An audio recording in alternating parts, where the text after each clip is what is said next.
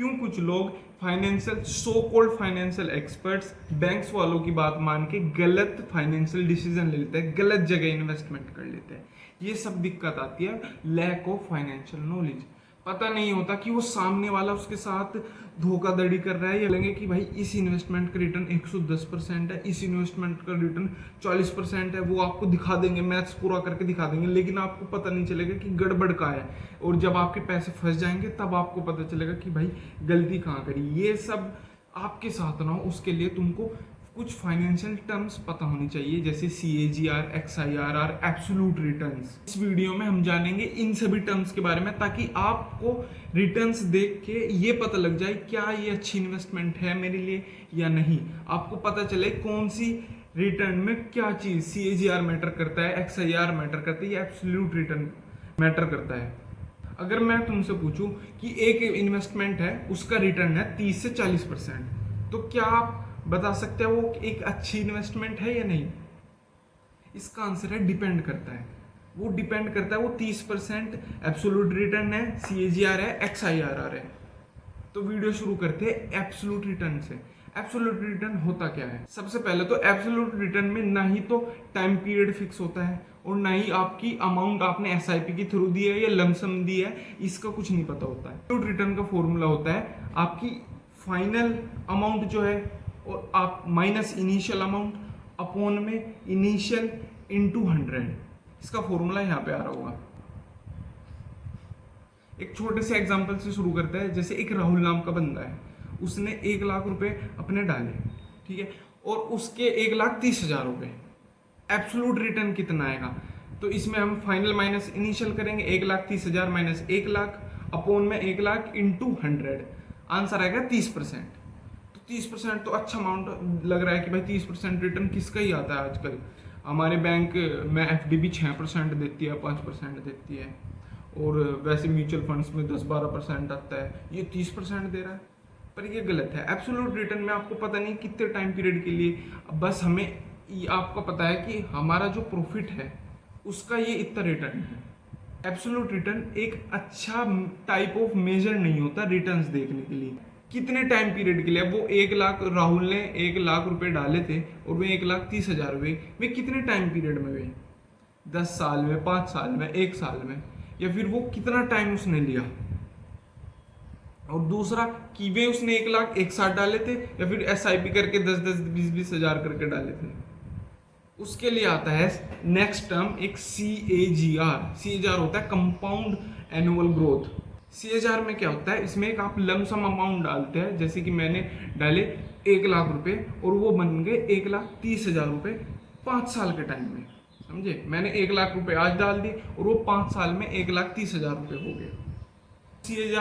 CAGR का वैसे तो फॉर्मूला कॉम्प्लेक्स होता है, जैसे कि फाइनल अपॉन इनिशियल इंटू 1 की पावर n यहाँ पे है टाइम पीरियड, जिस टाइम के लिए आपने वो इन्वेस्ट किया है। वो 1 लाख से 1,30,000 कितने टाइम में हुए? मानने के बाद 5 साल में, तो वो n होगा 5।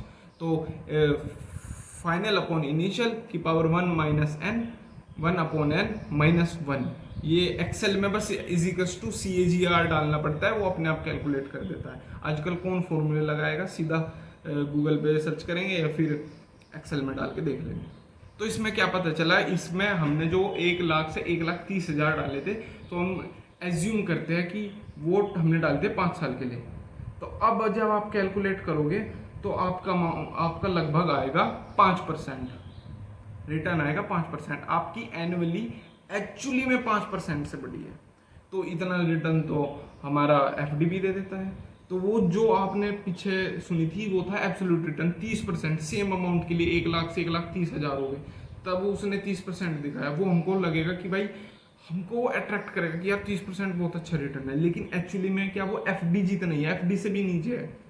कुछ बैंक अच्छी 6-7% तक का देते हैं, वो 5% दे रहा है बस। तो ऐसी चीज़ों के लिए हमें पता होना चाहिए। CAGR लगाते हैं।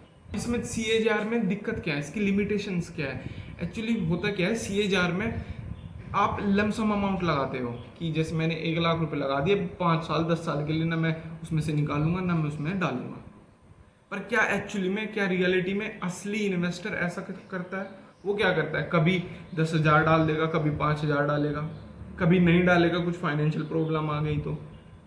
और वो एज एक सिस्टमेटिक रूप से डालता है, हर महीने, हर दूसरे महीने, हर तीसरे महीने, तो उसके लिए CAGR नहीं लिखता। CAGR लगता है सिर्फ लमसम अमाउंट के लिए। लमसम अमाउंट डाली मैंने कुछ रुपए और कुछ टाइम पीरियड के लिए, उसमें CAGR निकलता है। तीसरी चीज है वो है XIRR। वही SIP के लिए हम XIRR यूज करते हैं, जिसमें वेरिएबल होता है आपका टाइम पीरियड भी, 4 साल, 5 साल, 2 साल, 1 महीने, 2 महीने, 3 महीने, और आपकी अमाउंट भी वेरिएबल होती है, 10,000, 5,000, 2,000, 100, 200। XIRR का फॉर्मूला मैं नहीं बताऊंगा क्योंकि एक्चुअली में मुझे भी नहीं पता है, मैं एक्सेल में डालता हूँ इक्वल्स टू XIRR। इसमें क्या बनता है, इसमें हम SIP की अमाउंट डाल के हमको पता लग जाता है कि आपका एक्चुअल में रिटर्न क्या है। ये सेम है CAGR जैसा, बस ये है SIP के लिए। CAGR था लमसम अमाउंट के लिए। तो एब्सोल्यूट रिटर्न एक अच्छा रिटर्न नहीं होता, लेकिन उसकी जगह आप CAGR यूज कर सकते हो अगर आपने लमसम डाली है, और अगर आपने SIP के थ्रू डाली है तो XIRR यूज कर सकते हो। XIRR का बेनिफिट क्या है, देखो एज्यूम करो कि आप हर महीने 10,000 रुपये डाल रहे हो। जनवरी आपने 10,000 डाले, फेब 10,000, और दिसंबर तक आते आते आपने ऐसे 10,000 रुपये डाले, तो टोटल इन्वेस्टेड अमाउंट कितनी हुई, 1,20,000, 12 महीने की, ठीक है, 1,20,000 हुई। अब हमने बोला कि एक साल के एंड में मैं आपको 1,20,000 की जगह 2 लाख रुपए दूंगा।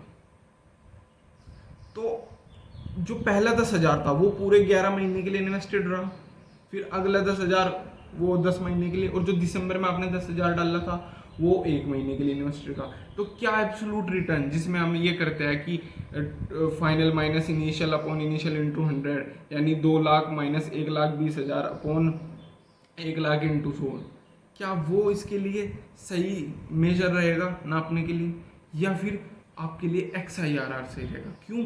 क्योंकि जो दिसंबर की आपने डाली थी वो सिर्फ 1 महीने के लिए, जो जून में डाली थी वो सिर्फ 7 महीने के लिए, तो रियल कंपाउंडिंग का पता नहीं चलता, आपको रियल रिटर्न्स नहीं पता चलते। नेक्स्ट टाइम आपसे कोई बोले कि हमारे इन्वेस्टमेंट ने 110% रिटर्न दिया, 50% रिटर्न दिया, तो उससे ज़रूर पूछेगा वो CAGR है, XIRR या फिर वो एब्सोल्यूट रिटर्न बता रहे हैं। हमारे साथ बने रहिए और बनिए फाइनेंशियल स्मार्ट, फाइनेंशियल इंटेलिजेंट बनिए। मैं भी सीख रहा हूँ, तुम भी सीखो, ताकि फाइनेंशियली आपको कभी कोई धोखा न दे सके और आप फाइनेंशियली स्टेबल और रिच लाइफ जियो। क्योंकि फाइनेंशियल लिटरेसी इस टाइम सबसे ज़्यादा इम्पोर्टेंट है किसी भी सब्जेक्ट से। मैं हर वीडियो में बोलता हूँ, इसी वीडियो में भी बोलूँगा कि you can live without oxygen but you can't live without financial knowledge.